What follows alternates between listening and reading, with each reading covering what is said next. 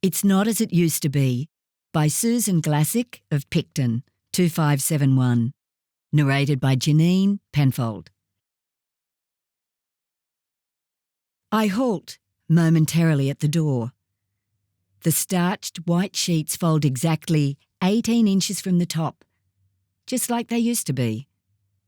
Memories of the stern instruction of the wizened nurse tutor in her dark green suit come flooding back, teaching us the importance of perfect bed making, embedded 45-degree hospital corners, and the skill of achieving a bottom sheet so tight her test coin would roll for a distance she approved of. I abruptly grasp the crisp cotton top sheet and pull upward. Why has the central pleat that allowed unrestricted foot movement been forgotten? I rest my hand on these feet and recall our wedding waltz. He is my best friend and the father of our children. If only he could move. I busily tidy the cupboards and wipe away the spills. Everywhere is so untidy. Patients without drinks nearby, tissues not within reach, urine bottles beside meal trays. I despair. It's not as it used to be. I sink into the lounge chair and it wraps around me as I close my eyes, seeking peace. The chair gives me hope he may sit in it one day. Surely it would be replaced with the hard visitor chair if he would never use it again. I imagine his recovery, his jovial banter with nurses. He always enjoys raising smiles, the first to toast at celebrations and give impromptu speeches.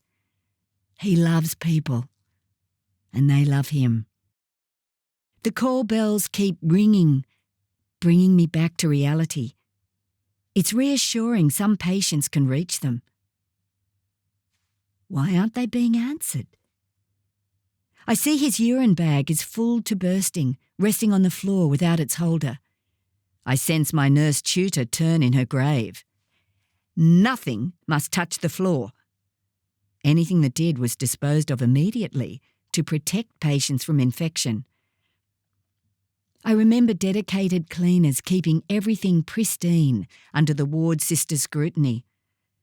Looking around this room, I cringe at mouldy sink tiles and dust balls. It's not as it used to be.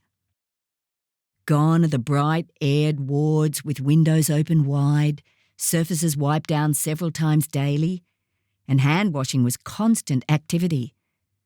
These actions, along with barrier nursing, prevented cross-infection very effectively.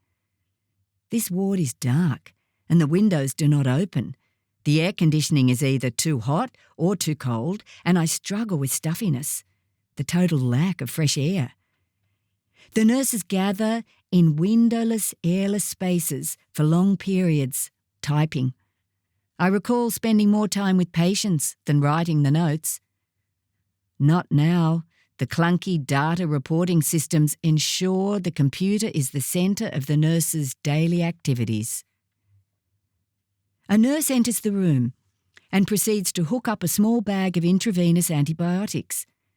Since being here, he has succumbed to opportunistic bacteria forever present in this environment. Her manner is avoidant. I criticise myself for not demanding she wash her hands. I'm not as I used to be either. Too timid to challenge this new professional. He looks vulnerable. His mouth dry and lips cracked. His eyes a crusted discharge.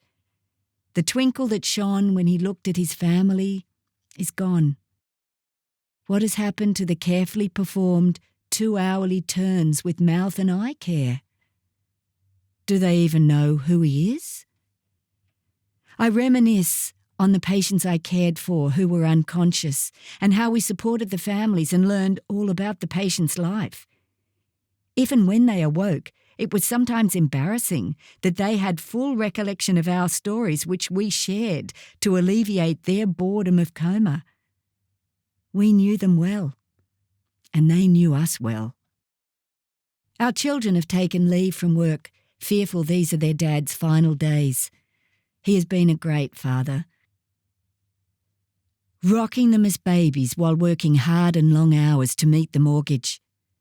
Iris used to take every opportunity to practice her crude makeup skills on him. He would look like a clown, which prompted him to behave silly until he removed his masks. Sometimes he would keep it on for the rest of the day. My, how he laughed. Jack would not be the kind man he is today if not for his father pulling him from a dark time of addiction with love and forgiveness. I hear nurses complaining of hunger. It's not as it used to be. A meal break was never missed. The staff canteen was for replenishment and rest. The meals were fabulous. My mouth waters recalling the Welsh rarebit, fluffy omelettes and roast dinners. This space was where we debriefed, consulted and shared the highs and lows of our work with the staff across the organisation. We were well cared for, so we could care for others. I remember smelling the arrival of the patient meal trolley and working in pairs to prepare everyone for meals. The senior nurse served portions matching each patient's preference and need, and she carefully delegated nurses to assist with feeding, a special time between nurse and patient. I recall boiling eggs, toasting bread in the dew-lit toaster, the afternoon tea trays with individual teapots and cakes. The nourishment of patients was paramount.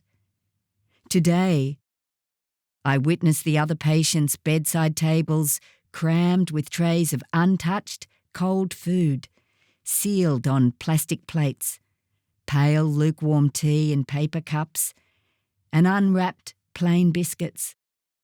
All that food, all that plastic, all waiting to be collected for disposal. Perhaps he won't eat again. Tears streamed down my cheeks. I wonder if his diet contributed to his stroke. Should I have made him eat more salads instead of the fish and chips he loved? It's not as it used to be. He is alive but lifeless. I am present but silent. The nursing is rushed without care. He coughs. My heart explodes with excitement. I stand and grasp his hand. I brush his cheek and press his call bell. Again and again. The end.